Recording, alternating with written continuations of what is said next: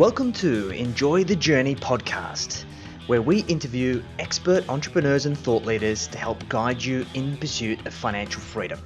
Presented to you by Jackson Milan, the Wealth Mentor, where we help service-based business owners remove cash flow bottlenecks, maximize their profits, and turn business profits into personal wealth. G'day guys, this is Jackson Milan, the Wealth Mentor, and we're here for another episode of the Enjoy the Journey podcast. And I've got a very special guest here today who's a new friend of mine who was introduced by a good friend of mine, Charles Bird, who is the master of JVs. And anytime Charles makes an introduction, I always take that introduction with open arms. I know it's always going to be a great connection, a great conversation, and also a great opportunity. So I'm very glad to showcase Dov Gordon here today on our podcast. And Dov is the founder of Profitable Relationships and a mastermind called the JVMM. And we've been having a conversation recently around talking around the system of monetizing your network and relationships in your network to be able to grow and scale your business. I'm looking forward to deep diving on that. So Dov, thanks for joining us, mate. How's things with you? Great. Thanks for having me, Jax. Mate, thanks for jumping on. I appreciate you waking up so early. What time is it where you're at? 6 a.m. Not too bad. It's not too bad, Usually, mate. I just went to sleep really late last night, but I'll have to compensate for it later today. That's all right, mate. Nothing wrong with that. I appreciate you making the sacrifice for the listeners. So, Dov, I'd love to hear from you. What's your story and where have you come from, mate? My story is really somebody I realized at some point that I have certain skills and abilities to help certain kinds of people. Then spent the next 7 or 8 years struggling to figure out how to turn that into a business, how to package what I know. I mean, I never held a real job. Maybe if I had, I would have learned a little bit more about business. I suppose it would have depended on which business I'd worked at and how functional they were. But then, after about 7 8 years of running around chasing corporate consulting projects for the most part, I did have some successes along the way, no question about it. I was leading a CEO peer advisory group. I cold called CEOs of companies between 10 and $200 million in sales. Managed to get through. I mean, it took some figuring out, but we got through to most of them.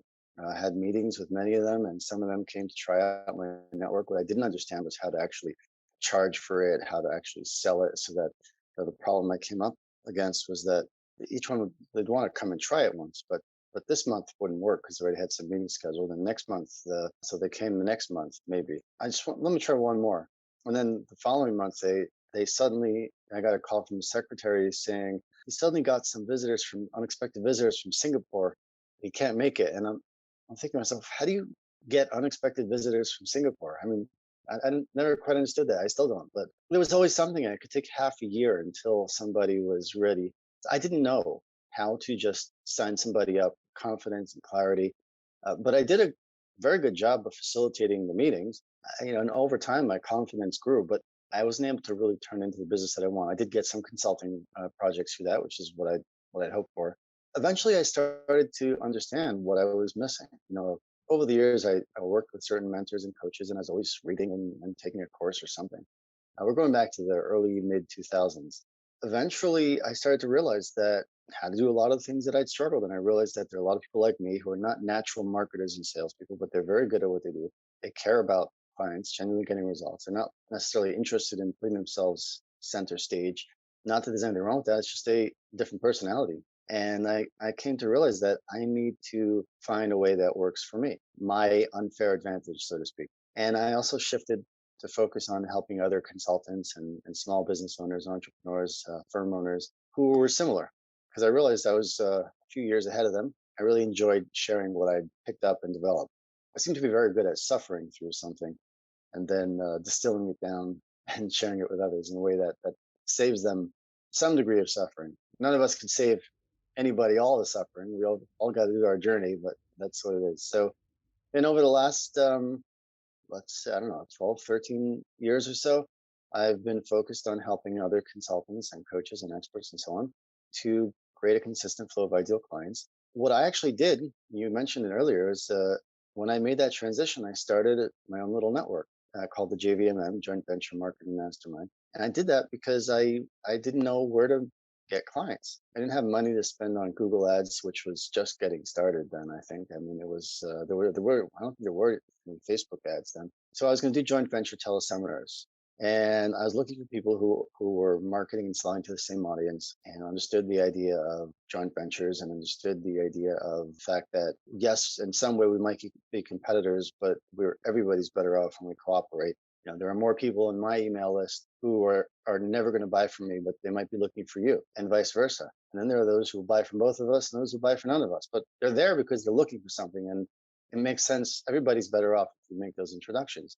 I joined a couple of online forums, noticed how each one was distinct and different and unique based on the whoever was leading it. But I didn't find what I was looking for, so I reached out to a handful of people I'd met online over the years, of course here or there, and I said, "Hey, this is what I'm doing. You want to join?" And we had our first 5 members. Over the years, we grew it up to about 200. I realized that about half were active, half were not. It's going back now to just a couple of years ago. I'd been running it for free. Realized it's time to start charging something. Not a lot, $2,000 a year, but it was a terrifying leap for me because I'd made all these great relationships. I built all, and I hadn't charged anything. That's because I benefited a lot from in other ways. All my business grew from this network that I built. What was remarkable is that when we got started, there's certain people that I was aware of or knew of on my radar, or maybe I'd done something, taken a course from them, signed up for a webinar, and I was thinking, well, why would they ever, what would I ever have to offer them? They're so far ahead of me. I put them up on a pedestal. Eventually, a number of these people ended up as members in my network. I was really just afraid of losing everything. I think that we all come to these places from time to time where our sense is that you need to make this, well, let's just say leap for, I don't know what else to call it. You've got to make a move. You've got to do something different. And it's going to terrify you. And there's not going to be a guarantee of success, but you have to listen to your gut. Even though your brain brings up all the fears, so all the things that can go wrong, logically. What if this happens? What if that happens? It took me a few months of mulling it over and discussing it with some members who everyone said, Dov, you should have been charging for this long ago. And like you should be charging a lot more. But I felt that everybody leaves money on the table. I wasn't looking to compete with Joe Polish's 25K group. It's a whole other business. It's a whole other thing. It's not what I wanted to do. I just really wanted to create a network of collecting good people and enabling great conversation that leads to great deals because it was a win for everybody, including me. And I made that shift and it worked really well. I was expecting we go from maybe 200 members officially down to 10 to 20. That was my fear, but we ended up with 45. And then we've grown, we're in the last year and a half or so, 2 years, we've grown over 100 now. And that's all from internal recommendation. Everybody, all new members are coming nominated by existing members.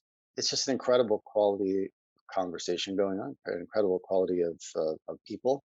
I'm looking for doers. I'm looking for people who are out there doing and happy to share both what's working and what's not. Like people, there's we don't have an issue with grandstanding, and the comment I hear more than anything else from people is about what a high level and generous group it is, and they're right, and I'm quite proud of that. I think And I that's what think you that want, Dove. I think that's so important, right? And look, I've only been involved with your community a very short period of time, but as soon as I went in there, some of the best people in my network who've been able to deliver a ton of value to me already are part of your group. So I think that speaks to the caliber of people that you bring together. But I think what's really important here, Dove, is that particularly in the information space, we're talking coaches, consultants, course creators, marketers, agency owners.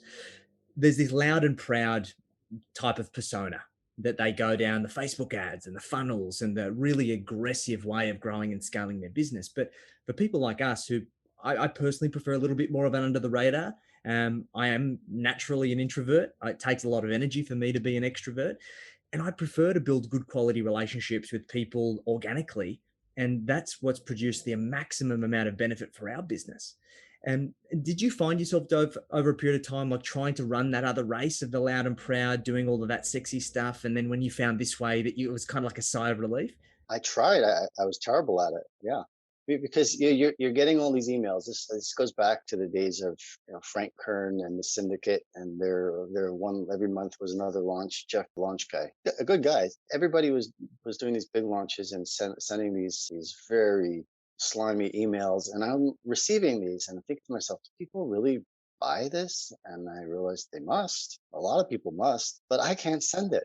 I can't. It's not me. Now, did I try? I tried to a degree, but it's like walking down. I came to see there are two paths to thrive and succeed as an expert of some kind. One is the path of the charismatic guru, and the other one is the path of mastery. And most people, we don't realize that there is this path of mastery. because all we see is the path of the charismatic guru because they're most visible. I came to see that there is another path.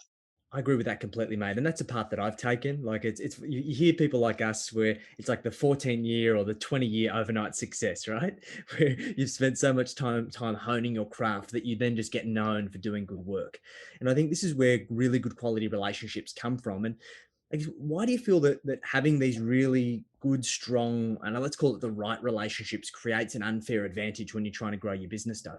So that's exactly what I say. The right relationships create your own unfair advantage. Because I came to realize this was actually in a session of JVMM, one of our many conversations that we had. Somebody was sharing how he was organizing a one of these weekend seminars. I think it was a 3-day. Pulled together some very well known speakers. And I asked us about, do you mind sharing, like, what is all the speaking costing you? It must be mid six figures to have all these people come and speak. He said, no, not a penny. Just putting them up. Their friends are doing it as a favor. And I thought, my gosh, that's an unfair advantage. I was like, all these people are coming to speak for this guy's event, and they're doing it as a friend. They're not charging their usual probably 20, 25,000, maybe more. I don't know. He can put on an event like this for a fraction of the cost for other that it will cost other people. There's nothing wrong with an unfair advantage. Everybody needs an unfair advantage. And I realized that's what I was building with the JVMM. The right relationships are your unfair advantage. The right relationships help you give you kind of backdoor access to ideal clients.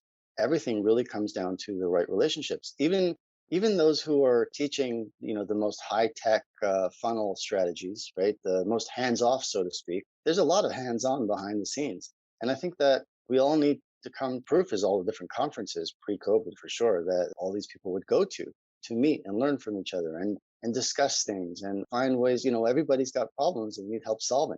I love that, mate. And look, I've had a crack at trying to curate these kinds of groups myself.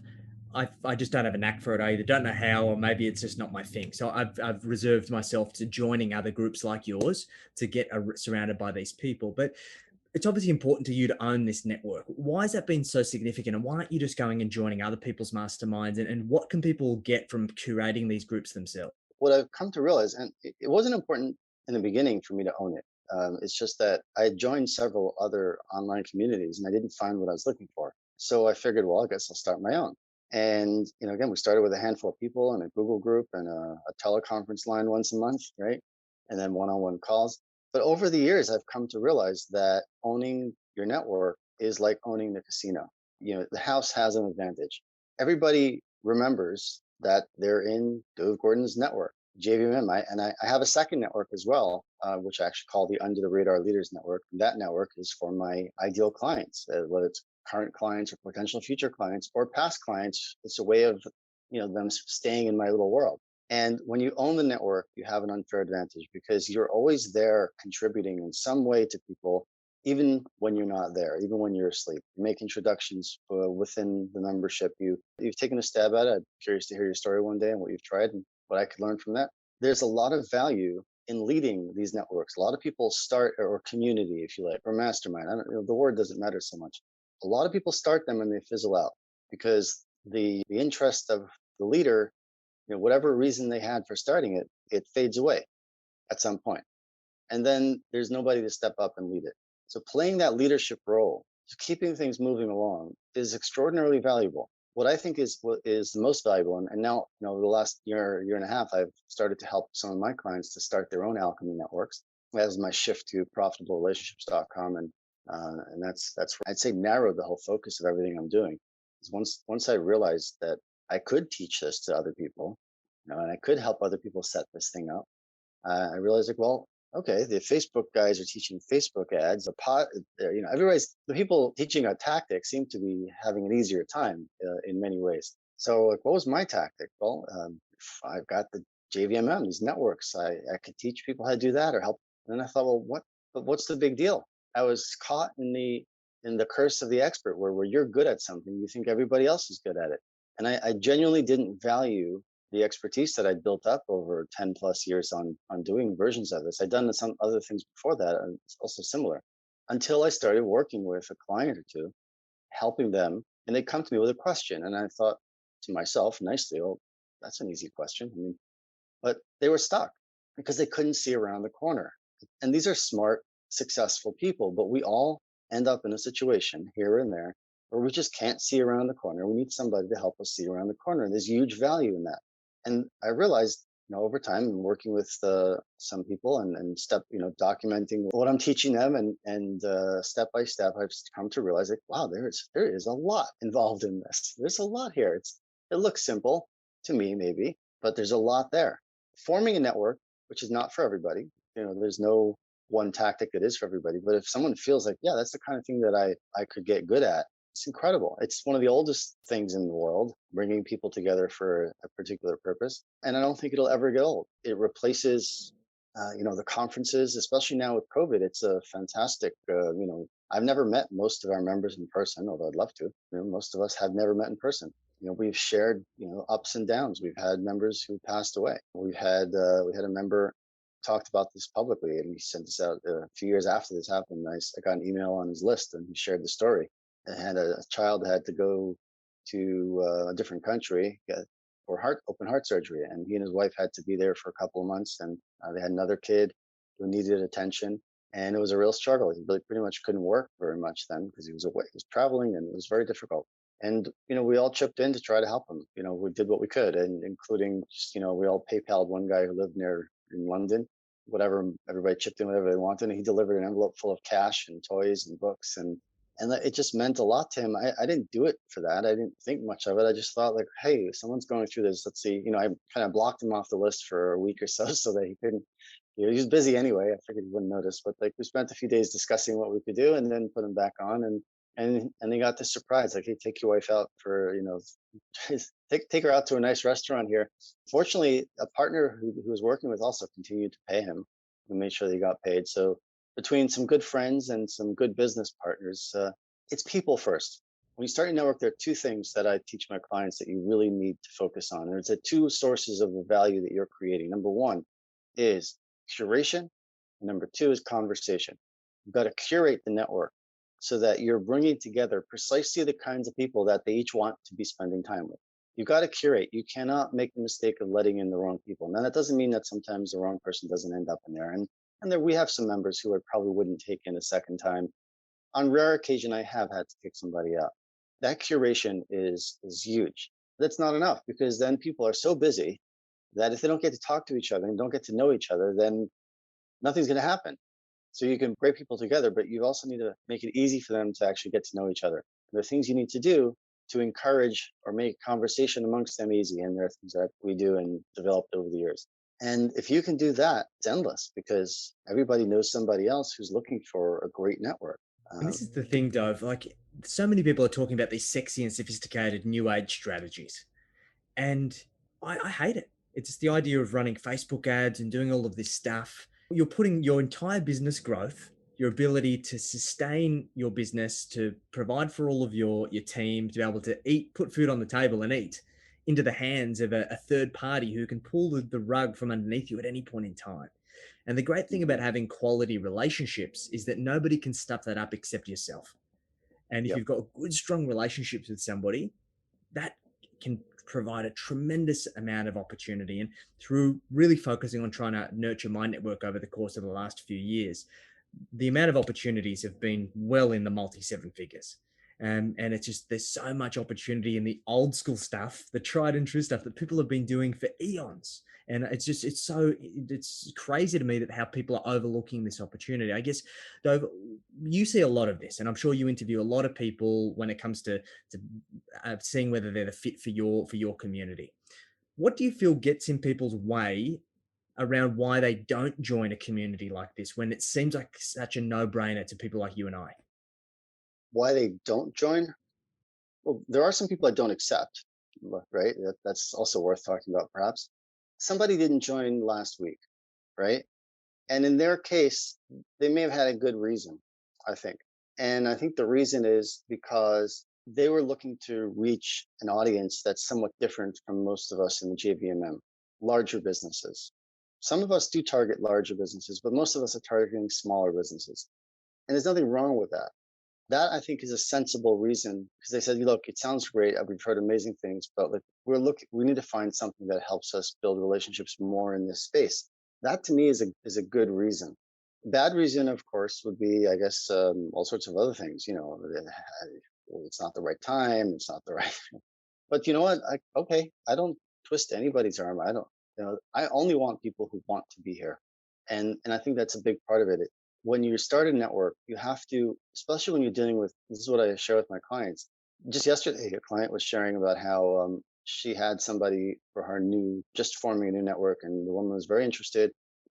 Somebody she'd love to have as a member, but said to her, "Look, I'm just so busy. I don't want to add another obligation."